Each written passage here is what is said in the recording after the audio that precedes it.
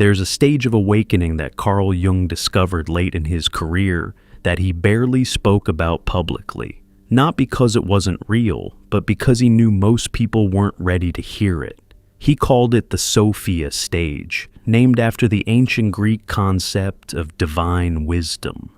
And what he found was that people who reached this stage became so psychologically transformed that everyone around them assumed something had gone wrong. They looked cold. They seemed detached. They appeared to have lost their spirituality. But Jung knew they hadn't lost anything. They'd gained everything. They'd reached the final stage of psychological development that most people would never achieve. Jung spent years studying patients who'd done all the work. They'd integrated their shadow. They'd individuated. They'd healed their trauma. They'd developed consciousness. But then something else happened. Something that went beyond healing into a territory Jung could barely map. These people underwent a final metamorphosis so complete that they became almost unrecognizable from who they'd been before. And this transformation had specific, observable markers that appeared with unsettling consistency. Today I'm going to show you the 5 signs Jung identified that mark the Sophia stage, the final awakening that comes after you've done everything else. These aren't signs of spiritual progress, they're signs of psychological completion. And if you're experiencing these shifts right now, Jung would tell you that you haven't broken. You've transcended into a level of consciousness that most humans never reach. The first sign Jung documented was what he called the death of hope. Not pessimism, not depression, but a complete cessation of hoping for people, situations, or reality to be different than they actually are. And this absence of hope created a form of clarity so stark that everyone interpreted it as the person giving up or becoming negative. Jung observed that before the Sophia stage, even highly conscious people still carried subtle threads of hope. Hope that their family would eventually understand them. Hope that certain relationships could be repaired if both people just tried harder. Hope that the world would shift toward consciousness if enough people awakened. These hopes weren't delusional. They were the last remnants of the psyche's attachment to preferred outcomes. But people entering the Sophia stage experienced something profound. One day they'd wake up and realize all that hope had simply evaporated, not through loss or disappointment, through seeing. They'd see their family system with such complete clarity that hope for its transformation became impossible. Not because they were jaded, but because they could finally see the actual structure. And that structure wasn't capable of the change they'd been hoping for. Jung found this disturbed people around the Sophia stage individual intensely. Because our culture equates hope with mental health, a person without hope looks depressed or defeated. But Jung knew these people weren't depressed. They were seeing clearly for the first time without the distortion hope creates. Think about someone who spent decades hoping their parent would eventually become capable of genuine emotional connection. They understood the parent's trauma. They had compassion for the wounds. But they kept hope alive that maybe one day, with enough patience, something would shift. Then they enter the Sophia stage, and suddenly that hope is gone. Not because anything happened to kill it, because they can finally see that this parent, as they actually exist, not as the person wishes they could be, will never develop that capacity. The psychological structure isn't there. The willingness isn't there. The consciousness required isn't there. This seeing without hope feels like freedom and grief simultaneously. Freedom because you're no longer investing energy in impossible outcomes. Grief because you're finally mourning what will never be instead of hoping it still might. Jung called this the wisdom of accepted limitation. You see exactly what is and isn't possible with absolute clarity, and that clarity eliminates hope as unnecessary. People in the Sophia stage would describe this experience to Jung with similar language. I don't hope they'll change anymore. I just see them as they are, and who they are is complete, fixed. This is their final form, not said with judgment or bitterness, said with the quiet certainty of someone who's finally stopped arguing with reality. What made this sign so definitive was its stability. Earlier stages of healing had moments of clarity followed by backsliding into hope. But once someone reached the Sophia stage, the death of hope was permanent. They never again hoped for the impossible. They'd lost the capacity to hope against what they could see. And Jung emphasized this wasn't cynicism. Cynicism is hope that's been wounded and turned bitter. This was beyond cynicism. This was clear-eyed acceptance of what is without any emotional charge around wishing it were different. This was consciousness so complete that it no longer needed reality to conform to preference. The second sign Jung identified was radical selectivity in all relationships. People in the Sophia stage didn't just have boundaries. They operated with a level of discernment so severe that their social circles often shrank to almost nothing. And this wasn't isolation born from fear or trauma. This was conscious choice based on a standard of relationship that most people couldn't meet. Before the Sophia stage, Jung observed that people maintained relationships for many reasons: family obligation, social convention, shared history, guilt, potential for change, compassion for the other person's struggle. They'd have friends they didn't particularly enjoy but felt they should keep, family members they tolerated out of duty, colleagues they engage with professionally despite personal incompatibility. But something happened in the Sophia stage that eliminated all relationship maintenance that wasn't rooted in genuine resonance. Jung called this the wisdom of energetic truth. These people developed an almost supernatural ability to feel whether a relationship was actually nourishing or just familiar. And if it wasn't nourishing, they ended it. Not dramatically, just quietly, cleanly, completely. This looked cruel to outside observers. The Sophia stage person would cut off relatives without explanation, would stop returning calls from friends they'd known for years, would end relationships that looked perfectly functional to everyone else. People would say they've changed, or they've become cold, or they think they're too good for everyone now. But Jung saw something different. These people hadn't become cold, they'd become honest. They'd lost the ability to pretend that relationships were meaningful when they weren't. Lost the capacity to maintain connection out of obligation. Lost the willingness to participate in relationships where they had to edit themselves to be acceptable. Jung documented what he called the Sophia stage standard for relationship. Both people must be capable of seeing and being seen completely. Both must be willing to be honest, even when honesty is uncomfortable.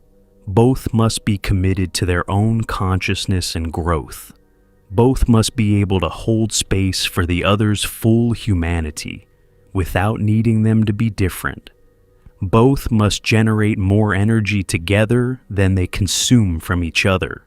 This standard was so high that most existing relationships couldn't meet it, and Sophia stage people had zero tolerance for relationships that fell short, not because they were demanding or difficult, because they had finally learned that every moment spent in relationships that don't meet this standard is a moment stolen from the life they're actually here to live. Jung observed that this radical selectivity created profound loneliness, not the painful loneliness of isolation, but what he called the loneliness of rarity. These people were lonely because they'd become so psychologically refined that compatible others were extraordinarily rare. They weren't lonely because they couldn't connect. They were lonely because there were very few people evolved enough to connect with. But here's what Jung found remarkable. This loneliness didn't devastate them the way earlier loneliness had. They preferred the loneliness of authenticity to the company of relationships that required them to be less than they were. They'd rather be alone and whole than connected and fragmented. And that preference was absolute, unshakable, permanent. The third sign Jung documented was the end of teaching, fixing, or awakening others.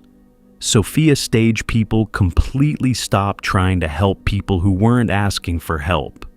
They lost all missionary impulse to wake people up, share their insights, or guide others toward consciousness.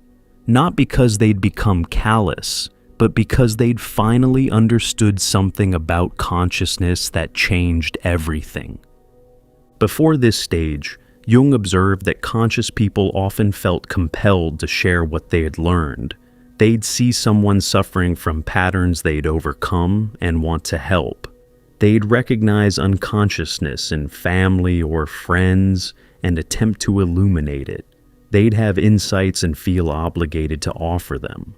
This impulse came from genuine compassion, combined with the belief that consciousness could be transferred through explanation. But Sophia stage people had lost this belief completely. Jung called this the wisdom of sovereign development. They'd seen, not just intellectually, but experientially, that consciousness cannot be given or taught. It can only be earned through each person's individual confrontation with their own psyche. And any attempt to wake someone up who isn't ready is not only futile, it's a violation of their psychological process. Jung documented how this shift looked to others. Family members would be in crisis, and the Sophia stage person would offer no advice, no guidance, no wisdom. Friends would be making obviously destructive choices, and they'd say nothing. People would directly ask for help, and they'd respond with, "I trust you to figure out what's right for you," instead of sharing what they knew. This infuriated people who were used to the person being a source of insight and support. Where did all that wisdom go? Why won't you help me? Why are you being so withholding? But the Sophia stage person wasn't withholding. They were honoring. They'd learned that genuine help means allowing people to have their own experiences and develop their own consciousness at their own pace. Jung found this was perhaps the hardest sign for Sophia stage people to integrate because it contradicted everything culture teaches about compassion. We're told that if you see someone suffering and you could help, you should. That withholding help is selfishness. That real love means intervening. But Jung knew this was psychological colonialism. Trying to give someone consciousness they haven't earned infantilizes them. It assumes you know better than their psyche what they need. It violates the sacred process of individual development. Real compassion, Jung taught, is witnessing someone's struggle without interfering, trusting that their psyche is using their suffering to forge the consciousness they need. Sophia stage people embody this. They could watch loved ones make terrible choices and feel compassion without feeling compelled to intervene. Could see exactly what someone needed to understand without feeling obligated to explain it. Could hold profound wisdom while respecting that each person has to discover their own truth. This created what Jung called sacred neutrality, not indifference. Deep care combined with absolute respect for each person's autonomous development. They loved people enough to let them struggle, trusted consciousness enough to let it unfold naturally, had released the ego's need to be the helper, the healer, the awakener. Before we continue, check out our new guide, True Self-Discovery, with 24 practical reflection exercises inspired by the teachings of Carl Jung, designed to help you find your way within. Click below to get true self-discovery. The fourth sign Jung identified was complete immunity to manipulation. Sophia stage people had developed such refined perception that they could identify manipulative dynamics instantly and felt absolutely nothing in response to them. Manipulation attempts that would have hooked them in earlier stages now bounced off harmlessly, creating no emotional reaction whatsoever. Jung observed that even highly conscious people pre-Sophia stage still had residual vulnerabilities to specific manipulation tactics, guilt trips that played on their empathy, sob stories that activated their helper complex, suggestions that they were being selfish or cold that triggered their need to be seen as good. These hooks were subtle, but they were there. But something extraordinary happened in the Sophia stage. Jung called it the death of emotional leverage. Every single hook that manipulation relies on, guilt, obligation, fear of judgment, need for approval, desire to be seen as good, had been psychologically eliminated, not suppressed, not managed, actually dissolved at the root. This immunity manifested in ways that shocked people around them. Someone would attempt a guilt trip, and the Sophia stage person would just look at them with mild curiosity, completely unmoved. Someone would cry and play victim, and they'd feel compassion without feeling compelled to rescue. Someone would threaten to withdraw a relationship, and they'd respond with, "Okay," and mean it. Jung documented that this immunity came from the integration of what he called the sovereign self. These people had become so psychologically complete that they no longer needed anything from external sources that could be used as leverage. They didn't need approval. They had self-respect. They didn't need to be seen as good. They knew their own integrity. They didn't fear abandonment. They were whole unto themselves. This made them absolutely untouchable by the manipulation tactics that control most human behavior. Family systems that had manipulated them for decades suddenly had no power. Toxic people who'd always been able to hook them found themselves unable to get any reaction. Social pressure that moves most people left them completely unmoved. Jung observed that manipulators responded to this immunity with escalation first, then rage, then typically complete withdrawal. They'd try harder to hook the person, more extreme guilt trips, bigger sob stories, louder accusations. When nothing worked, they'd become enraged that they'd lost control. Then they'd usually cut the person off entirely, because someone you can't manipulate is someone you can't use. And Jung found that Sophia stage people watched this escalation with complete calm. They weren't triggered by the rage, weren't hurt by the abandonment. They'd see the entire dynamic clearly. The manipulation attempt, the escalation, the withdrawal, and feel nothing but mild interest in the pattern, like a biologist observing animal behavior. This immunity extended beyond personal relationships into all areas of life. They couldn't be manipulated by advertising, social pressure, cultural narratives, political rhetoric, spiritual bypassing, or authority figures. They'd developed such strong internal truth sensing that any attempt to manipulate them was instantly visible and completely ineffective. The fifth sign Jung documented was what he called the silence of knowing. Sophia stage people stopped explaining themselves, defending their choices, or attempting to make anyone understand them.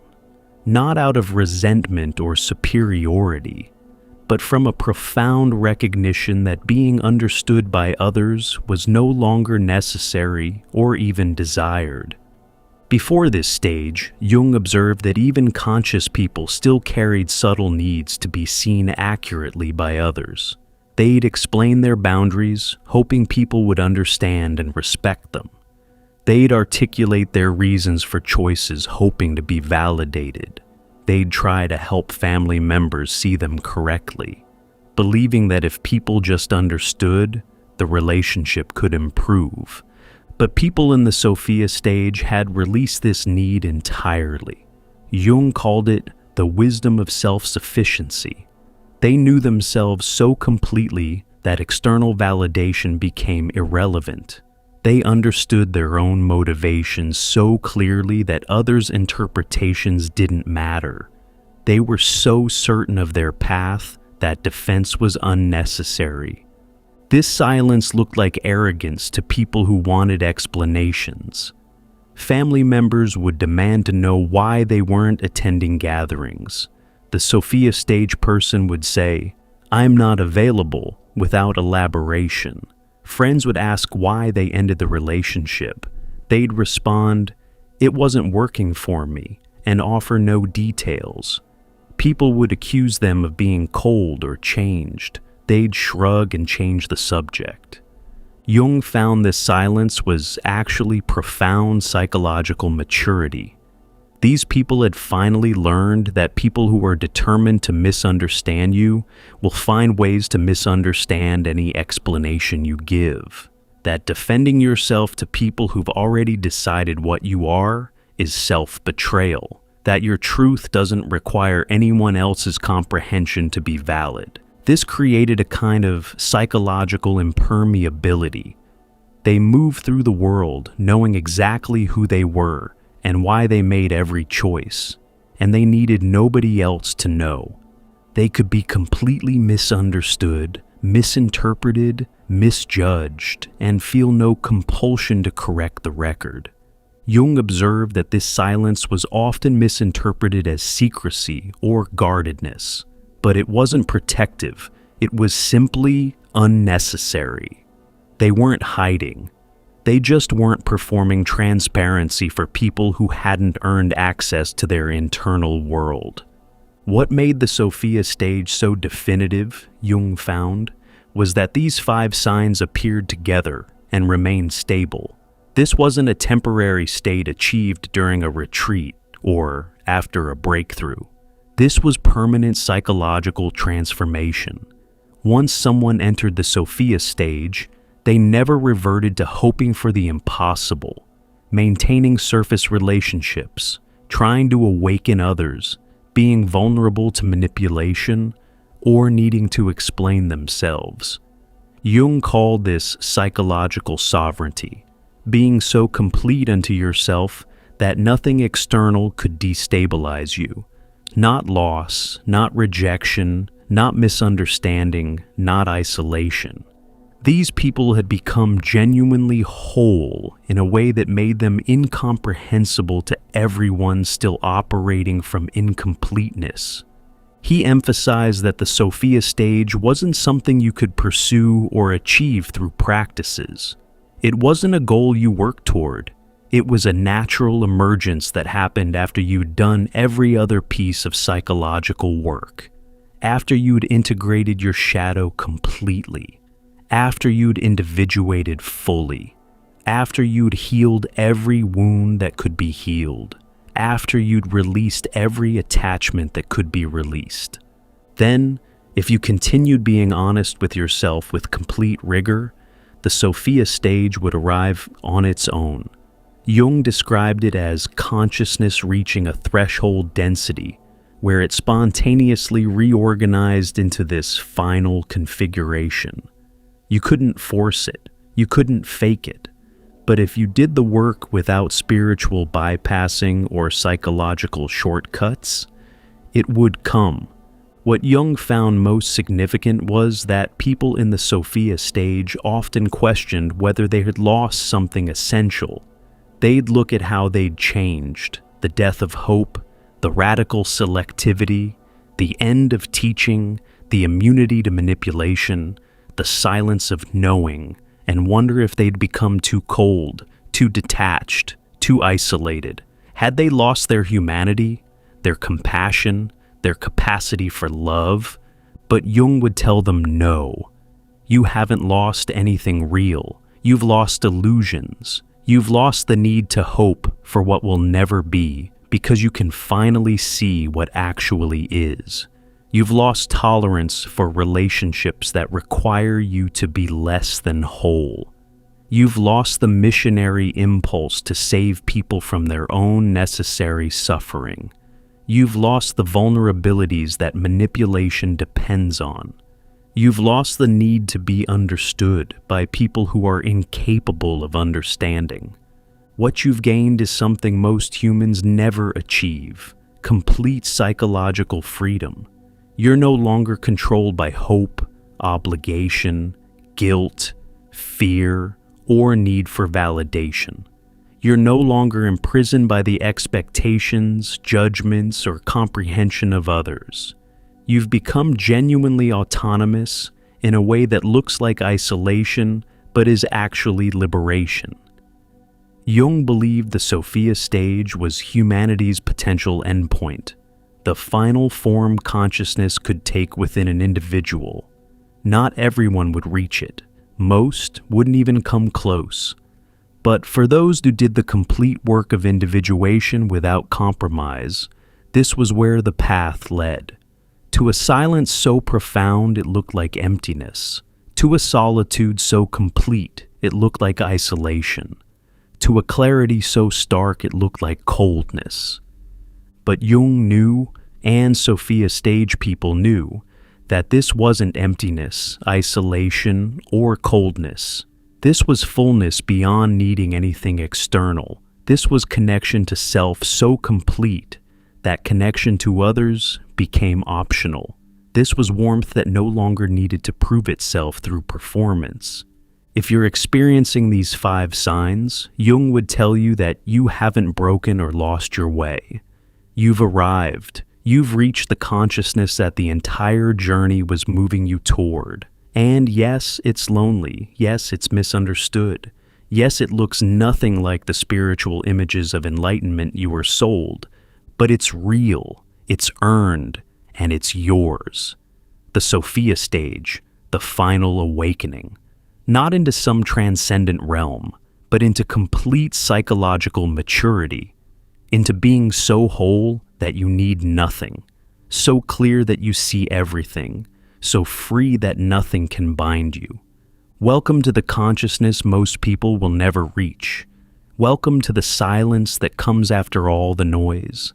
Welcome to being so complete that the world's incomprehension can't touch you. This is what Jung spent his life studying. This is what the whole journey was preparing you for. You've arrived. If you haven't yet, check out our new guide, True Self-Discovery, with 24 practical reflection exercises inspired by the teachings of Carl Jung, designed to help you find your way within. Click below to get True Self-Discovery.